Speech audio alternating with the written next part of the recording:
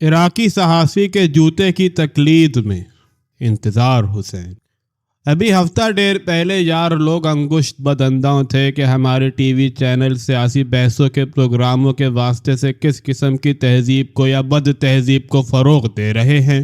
یہ کہ بحث کرنے والے بحث کرتے کرتے تو تکار پر اتر آتے ہیں۔ بحث کرنے والوں کے پینل میں اگر اکا دکا خواتین بھی شامل ہوں تو بحث کچھ ایسا رنگ پکڑتی ہے کہ توبہ ہی بھلی۔ بس سمجھ لیجئے کہ پھر ٹی وی کا یہ مذاکرہ شائستگی کا منہ چڑھاتا نظر آتا ہے، اور پھر ایک مقام وہ آتا ہے کہ بات سالے الو کے پٹھے تک پہنچ جاتی ہے۔ یہ نقشہ دیکھ کر شرفا نے واقعی دانتوں میں انگلیاں دابی اور شرم سے سر جھکا لیا۔ مگر آج جو خبر ہم نے پڑھی ہے اس سے ہمیں خیال آیا کہ ارے یہ شرفا کس زمانے میں رہتے ہیں، ٹی وی چینلوں کے یہ مباحثے کیا بیچتے ہیں، دنیا بہت آگے نکل گئی ہے۔ وہ خبر جو آج کے اخبار میں ہم نے پڑھی وہ یہ ہے کہ سوڈان میں کسی تنجلے نے صدر مملکت عمر البشیر پر جب وہ ایک تقریب میں مہمانوں کا استقبال کر رہے تھے جوتا پھینک کر مارا۔ پھر بھی خیریت ہی رہی، جوتا پھینکنے والا اناڑی نکلا، نشانہ خطا ہو گیا۔ صدر موصوف موقع واردات سے اپنا سر بچا کر لے گئے۔ بہرحال یہ پہلا جوتا نہیں تھا، یہ اس جوتے کی تقلید میں تھا جو عراق کے ایک صحافی نے اس وقت امریکی صدر بش پر پھینک کر مارا تھا، مگر بش صاحب نے اس وار کو خالی کر دیا۔ جوتے کا نشانہ خطا ہوا۔ بش صاحب عراق سے سرخرو اور سر سلامت لے کر واپس اپنے وطن پہنچے۔ ہر چند کے عراقی صحافی کا نشانہ خطا ہوا تھا، پھر بھی اس پر داد کے بہت ڈونگڑے برسے۔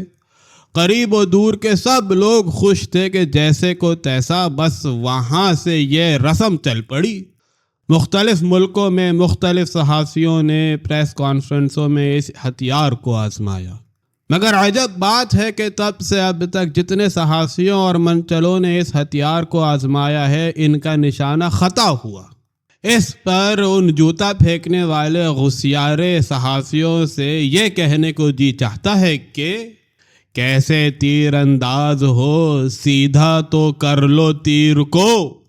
پتہ یہ چلا کہ صحافی کہیں کے بھی ہوں، بس کاغذ کے گھوڑے ہی دوڑا سکتے ہیں، جوتے کے بودے ہیں۔ ارے کم از کم کوئی ایک جوتا تو نشانے پر جا کر لگا ہوتا۔ اتنی لگاتار ناکامیوں کے بعد ان کی عافیت اسی میں ہے کہ پس قلم ہی سے جوتی لات کا کام لیں، جوتے کو اس کے حال پر چھوڑ دیں۔ اب سے پہلے کی بس ایک مثال ہمیں یاد آ رہی ہے جب جوتے سے ایسا کام لیا گیا تھا، مگر وہ جوتا تو نشانے پر جا کر لگا تھا۔ شاید اس کی وجہ یہ تھی کہ وہ جوتا کسی صحافی نے پھینک کر نہیں مارا تھا، بلکہ ایک صحافی پر پھینک کر مارا گیا تھا۔ یہ اس زمانے کی بات ہے جب لارڈ کرزن نے دلی میں آ کر دربار شاہی لگایا تھا۔ ان کے اس دربار کی دلی میں ایسی دھوم ہوئی کہ اس شہر کے مشہور اہل قلم مرزا حیرت دہلوی نے کرزن گزٹ کے نام سے ایک ہفتہ وار نکالا جو خوب چلا۔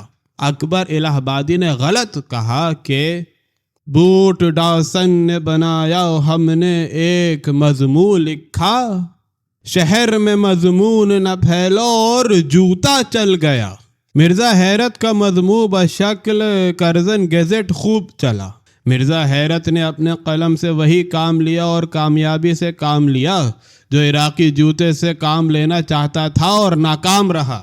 ان کا قلم سمجھو کہ بے لگام گھوڑا تھا کہ اندھا دھند دوڑتا تھا، اور جو اس کی چھیپ میں آ جاتا اسے روند ڈالتا۔ علامہ شبلی، مولانا حالی، حکیم اجمل خان، جامع مسجد کے امام بخاری، نواب فیض احمد خان، کیسے کیسے معززین کی پگڑی اچھالی۔ امام بخاری کو بخارا کا قصائی بتایا، نواب فیض احمد خان کو نواب واجد علی شاہ کا طبلہ نواز کہہ کر پھپتی کسی، مگر یہ رکھ رکھاؤ والے لوگ تھے، کسی نے پلٹ کر جواب نہیں دیا۔ مرزا حیرت سے ایک چوک ہو گئی، خواجہ حسن نظامی کو چھیڑ بیٹھے۔ خواجہ صاحب کے مرید اور مداح دلی میں اور دلی سے باہر بہت پھیلتے ہوئے تھے۔ ایک مداح کو تاؤ آیا تو مرزا حیرت کی کتابوں والی دکان پر گیا، انہیں وہاں بیٹھا دیکھ کر پیر سے جوتا اتار اور ایسا تاک کر مارا کہ مرزا حیرت کے منہ پر جا کر لگا۔ مرزا حیرت اپنا سامنا لے کر رہ گئے اور دلی والے غر کے حیرت ہوئے کہ ارے جسے ہم رستم زماں جانتے تھے وہ ایک جوتے کی مار کھا کر بھیگے بتاشے کی طرح بیٹھ گیا۔ مگر دلی کی اپنی تہذیب تھی، وہاں اس ایک جوتے کے بعد کوئی دوسرا جوتا بروئے کار نہ آیا، اور پھر وہاں کے کسی صحافی نے بھی کرزن گزٹ والی صحافت نہیں کی۔